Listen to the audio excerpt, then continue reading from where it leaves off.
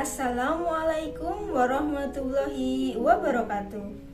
Halo semuanya, apa kabar? Hari ini kita akan belajar IPS bersama Ibu Santi. Bagaimana? Sudah siap untuk belajar IPS pada hari ini? Pastikan kalian sudah menyiapkan buku beserta alat tulisnya.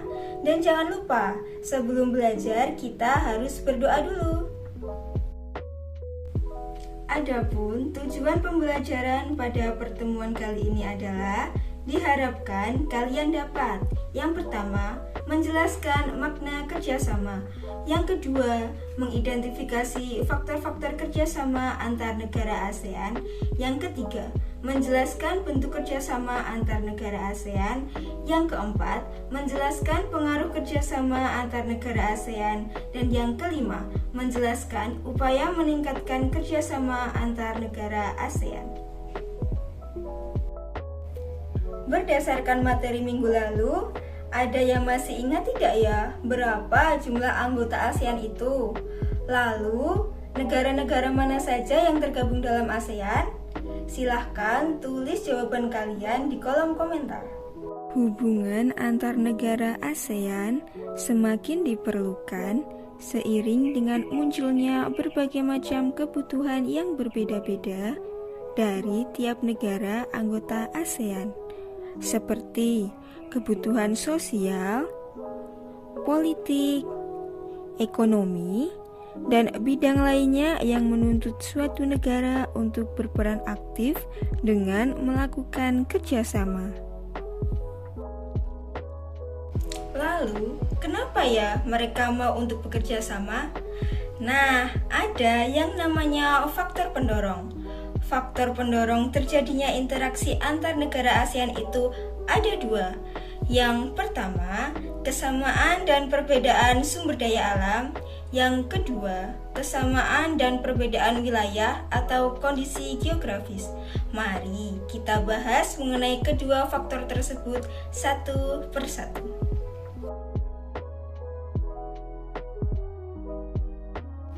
Faktor pendorong yang pertama adalah kesamaan dan perbedaan sumber daya alam. Kesamaan sumber daya alam antara beberapa negara dapat mendorong terjadinya suatu kerjasama. Contohnya, beberapa negara penghasil minyak bumi membentuk suatu kerjasama yang diberi nama OPEC atau Organization of Petroleum Exporting Countries. Selain karena adanya kesamaan sumber daya alam, adanya perbedaan sumber daya pangan di setiap negara ASEAN juga dapat melahirkan kerjasama karena adanya faktor saling membutuhkan. Contohnya, Indonesia mengekspor hasil pertanian ke Singapura. Indonesia juga mengimpor beras dari Myanmar dan Thailand untuk memenuhi kebutuhannya. Faktor pendorong yang kedua adalah kesamaan dan perbedaan wilayah atau kondisi geografis. Karena kesamaan letak geografis, beberapa negara di suatu kawasan pada umumnya mengadakan kerjasama untuk menjaga stabilitas dan keamanan negara. Contohnya, negara-negara yang terletak di wilayah Asia Tenggara membentuk kerjasama melalui organisasi ASEAN. Jika ada faktor pendorong, tentunya juga ada faktor penghambatnya. Faktor penghambat terjadinya kerjasama adalah yang pertama, faktor perbedaan ideologi. Yang kedua, adanya konflik dan peperangan. Yang ketiga, kebijakan protektif. Dan yang keempat, perbedaan kepentingan tiap-tiap negara. Mari kita bahas mengenai faktor penghambat kerjasama antar anggota ASEAN satu persatu. Faktor penghambat yang pertama adalah perbedaan ideologi. Sebelumnya, apa itu ideologi? Ideologi itu adalah suatu paham, ide, dan cita-cita setiap negara yang pastinya berbeda-beda antara satu negara dengan negara yang lainnya. Akan tetapi, faktanya, Saat ini hampir tidak ada negara ASEAN yang menutup diri dari kerjasama antar negara ASEAN. Faktor penghambat yang kedua adalah adanya konflik dan peperangan. Karena adanya konflik dan peperangan yang terjadi di dalam negeri maupun antar negara dapat mengganggu stabilitas negara, sehingga akan menghambat terjadinya kerjasama. Contohnya adalah perebutan Pulau Sipadan dan Likitan. Faktor penghambat yang ketiga adalah kebijakan protektif. Terdapat suatu negara yang menerapkan suatu kebijakan yang bertujuan untuk melindungi kepentingan dalam negeri dan meningkatkan daya saing. Contohnya, suatu negara tidak menerima impor hasil pertanian karena dapat mempengaruhi kondisi pendapatan hasil pertanian di dalam negerinya. Dampak kebijakan ini adalah dapat mempengaruhi hubungan antar negara sehingga menghambat terjadinya kerjasama yang harmonis. Faktor penghambat yang keempat adalah perbedaan kepentingan tiap-tiap negara. Tiap-tiap negara pastilah memiliki kepentingan yang berbeda. Perbedaan kepentingan ini dapat menghambat terjadinya kerjasama yang harmonis. Selanjutnya, kita akan mempelajari bentuk-bentuk kerjasama. ASEAN telah melakukan berbagai bentuk kerjasama. Kerjasama tersebut dilakukan dalam bidang sosial budaya, politik dan keamanan, pendidikan, dan ekonomi. Mari kita bahas satu persatu. Yang pertama adalah bentuk kerjasama di bidang sosial dan budaya.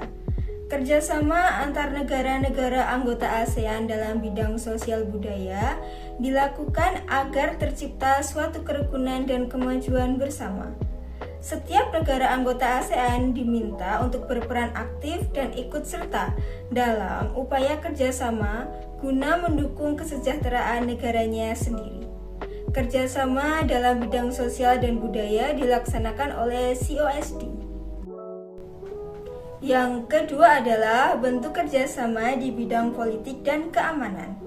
Kerjasama politik ini ditujukan untuk menciptakan keamanan, stabilitas, dan perdamaian antar negara ASEAN. Kerjasama ini menyepakati adanya ZOGFAN, Traktat Persahabatan dan Kerjasama, dan kawasan bebas senjata nuklir di Asia Tenggara. Selain itu, kerjasama dalam bidang politik seperti menciptakan ASEAN Regional Forum atau ARF untuk membahas kasus-kasus terkini yang menjadi perhatian ASEAN. Yang ketiga adalah kerjasama di bidang pendidikan. Kerjasama bilateral maupun multilateral di bidang pendidikan terus dilakukan oleh negara-negara ASEAN demi terciptanya tujuan meningkatkan kualitas pendidikan di Asia Tenggara dan meningkatkan daya saing internasional. Selanjutnya adalah beberapa contoh bentuk kerjasama di bidang pendidikan, antara lain ASEAN Council of Teacher Convention atau ACT, lalu penawaran beasiswa pendidikan, kemudian ASEAN Japan Scholarship Fund atau dana beasiswa ASEAN Jepang, dan yang terakhir adalah Olimpiade di bidang pendidikan yang sering diadakan pada taraf regional seperti Olimpiade Sains Nasional atau OSN pada tahun 2015. Selanjutnya kita akan membahas mengenai bentuk kerjasama di bidang ekonomi. Tujuan kerjasama di bidang ekonomi adalah untuk mempercepat pertumbuhan ekonomi dan meningkatkan perekonomian negara-negara anggota ASEAN.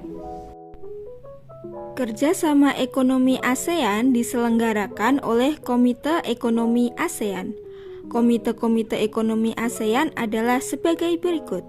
Yang pertama, Komite Keuangan dan Perbankan. Yang kedua, Komite Bahan Makanan, Pertanian, dan Kehutanan. Yang ketiga, Komite Industri, Mineral, dan Energi.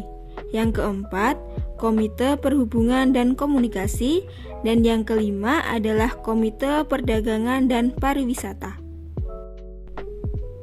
Kerjasama ekonomi ASEAN dilakukan dalam bentuk proyek. Proyek-proyek kerjasama ekonomi ASEAN adalah sebagai berikut.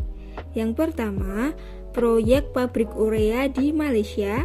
Yang kedua, proyek pabrik vaksin di Singapura. Yang ketiga, proyek Abu Soda di Thailand. Yang keempat, proyek industri tembaga di Filipina. Dan yang kelima, proyek pabrik pupuk urea amonia di Aceh. Kemudian, setelah mengadakan kerjasama, apa ya pengaruh kerjasama tersebut di bidang ekonomi, sosial, politik, budaya, dan pendidikan terhadap kehidupan di ASEAN? Mari kita bahas satu persatu. Yang pertama adalah pengaruh terhadap keberlangsungan kehidupan ekonomi di negara-negara ASEAN. Para pemimpin ASEAN sepakat untuk membentuk sebuah pasar tunggal di kawasan Asia Tenggara pada akhir tahun 2015. Kesepakatan ini dilakukan agar daya saing ASEAN meningkat serta bisa menyaingi Tiongkok dan India untuk menarik investasi asing. Pasar tunggal ini disebut dengan istilah Masyarakat Ekonomi ASEAN atau MEA. Secara bertahap, MEA membuka peluang satu negara untuk menjual barang dan jasa dengan mudah ke negara-negara anggota ASEAN. Selain itu, akan dibentuk pasar tenaga kerja profesional seperti dokter, ahli keteknikan, guru, akuntan, dan lain-lain. Dengan adanya MEA, semua penduduk di Asia Tenggara dituntut untuk dapat bersaing untuk menjadi tenaga kerja di negara-negara ASEAN. Di sini, pendidikan yang berkualitas menjadi modal persaingan dalam menghasilkan lulusan yang mempunyai pengetahuan, sikap, dan keterampilan. Yang kedua adalah pengaruh terhadap keberlangsungan kehidupan sosial di negara-negara ASEAN.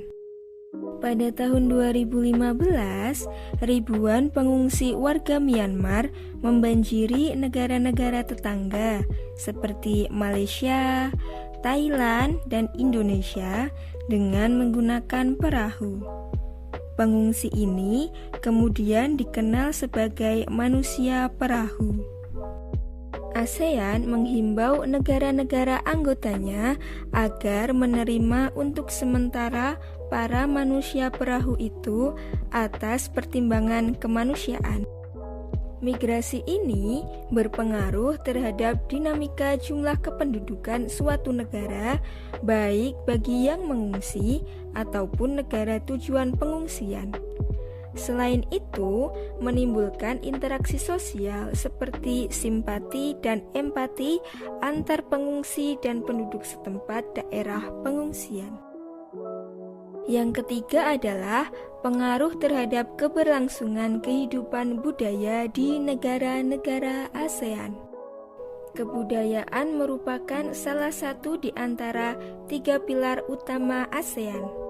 Kerjasama budaya di ASEAN telah mengalami perkembangan dan perubahan yang menonjolkan kebudayaan sebagai faktor yang penting bagi pembangunan komunitas ASEAN secara berkesinambungan. Beberapa aktivitas yang dilakukan sebagai dampak dari pengaruh perubahan komitmen kebudayaan ASEAN antara lain diselenggarakannya Festival Budaya ASEAN atau FBA, perkemahan budaya serumpun ASEAN, dan industri musik. Yang keempat adalah pengaruh terhadap keberlangsungan kehidupan politik di negara-negara ASEAN. Perubahan dan interaksi antar ruang juga dapat berpengaruh terhadap kehidupan politik, baik antar negara maupun antar masyarakat di Asia Tenggara. Beberapa kasus yang menjadi sorotan antara lain, yang pertama adalah kasus sengketa perbatasan wilayah. Masalah perbatasan wilayah telah menjadi persoalan di beberapa negara ASEAN, seperti kasus Pulau Natuna, kasus Pulau Sipadan dan Ligitan, kasus Kepulauan Spratly, dan kasus kuil Previher dan Pulau Petra Branca. Yang kedua adalah kasus pekerja migran. Beberapa kasus pekerja migran yang menjadi perhatian negara-negara ASEAN antara lain kerja paksa tenaga asing dengan biaya murah dan perdagangan pekerja rumah tangga migran. Yang kelima adalah pengaruh terhadap keberlangsungan kehidupan pendidikan di Asia Tenggara. Ketimpangan mutu pendidikan antar negara anggota ASEAN menjadi salah satu kendala terbesar ASEAN. Kualitas pendidikan dan lulusan yang kompeten mengubah paradigma pendidikan di setiap negara. Objek pelajaran, metode pelajaran, dan guru yang kompeten menjadikan masyarakat di negara-negara ASEAN, terutama pelajar, akan mengakses informasi dan belajar untuk meningkatkan pendidikannya. Yang terakhir adalah, mari kita bahas mengenai upaya-upaya meningkatkan kerjasama di antara negara-negara ASEAN.